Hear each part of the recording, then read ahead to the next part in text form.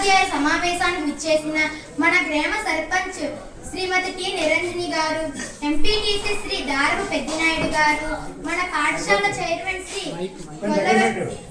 గొల్లవల్లి చిరంజీవి గారు, vice chairman శ్రీమతి హేమమాలిని గారు, school committee సభ్యులు మరియు గ్రామ పెద్దలందరికీ హృదయపూర్వక నమస్కారాలు. అలాగే మన పాఠశాల ప్రధాన ఉపాధ్యాయుల సిబ్బందికి హృదయపూర్వక నమస్కారాలను తెలియజేస్తూ మా ప్రియమైన మా తల్లిదండ్రులకు స్వాగతం సుస్వాగతం. నా పేరు రాధిక. నేను 9వ తరగతి జడ్పీ హై స్కూల్ దిబ్బవరంలో చదువుతున్నాను. ఈ రోజు చాలా శుభదినం. ఈ రోజు ఇక్కడ మా గ్రామ పెద్దలు, గురువులు, తల్లిదండ్రులు కలుసుకొని మా బడి అభివృద్ధి పథంలో నడిపించటకు, మా చక్కని చదువును అందించటకు, మాకు బంగారు భవిష్యత్తు నిర్మించటకు నిర్ణయాలు తీసుకుంటున్నారు. రాష్ట్ర వ్యాప్తంగా కొన్ని వేల మంది కార్యక్రమంలో నిమగ్నమై ఉన్నారు. తరువాత మీ అందరూ కలిసి మాకు కావాల్సిన సదుపాయాలు కల్పిస్తున్నారు. ముందుగా మా పాఠశాల గురించి మీ అందరికీ కొన్ని విషయాలు తెలియపరుచుకుందామని, తరువాత మీ అందరూ కలిసి మాకు సదుపాయాలు కల్పిస్తారని ప్రార్థన. మన పాఠశాల ఇప్పుడు హై స్కూల్ అయినది. 10వ తరగతి వరకు ఇక్కడే చదువుకోవచ్చును.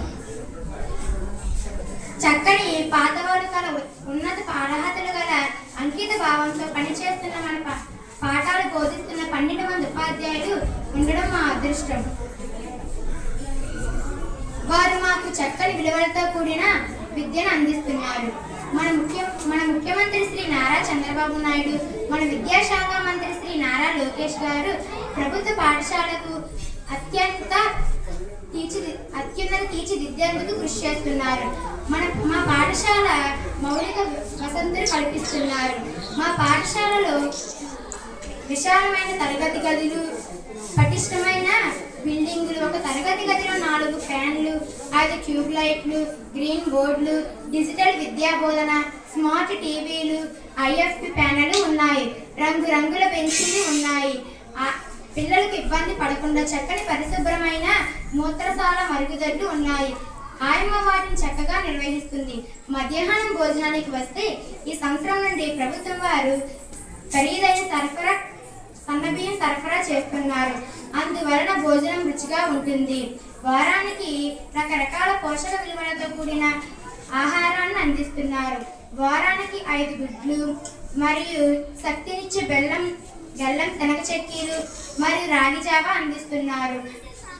మంచి నాణ్యత కలిగిన మంచి యూనిఫారాలు, బ్యాగులు, బెలెట్లు, షూలు, మంచి పాఠ్య పుస్తకాలు మరియు నోట్ పుస్తకాలు ఉచితంగానే అందిస్తున్నారు. ప్రభుత్వం ఇన్ని సదుపాయాలు కల్పిస్తుంటే గొప్పలకు పోయి డబ్బులు వృధా చేసుకుంటున్నారు. చాలా మంది పిల్లలు ఇంకా కాన్వెంట్లో చదివించి అన్ని వృధా చేసుకుంటున్నారు. అక్కడ కంటే ఇక్కడ మెరుగైన విద్య అందుతుందని ధైర్యంగా చెప్పగలము.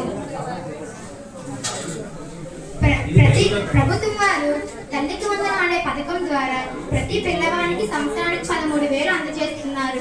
కనుక పిల్లలెవరు పనికి వెళ్లకుండా తప్పనిసరిగా బడికి పంపండి.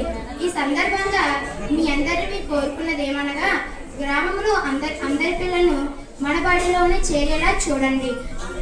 మన బడిని అభివృద్ధి చేయడం మీ బాధ్యతగా తీసుకోండి. ముఖ్యంగా మన పాఠశాలకు తగినంత ఆట స్థలం లేదు. మీ పెద్దలు ఎవరైనా ఆట స్థలం ఏర్పాటు చేయవలసిందిగా ప్రార్థిస్తున్నాము. మీలాంటి పెద్దలందరి ముందు మాట్లాడే అవకాశాన్ని నాకు కల్పించిన హెచ్ఎం గారికి నమస్కారాలు తెలియజేస్తూ మా పిల్లలు మీ పెద్దల ఆశీర్వచనాలు కోరుకుంటూ సెలవు తీసుకుంటారు. వందే మాతరం.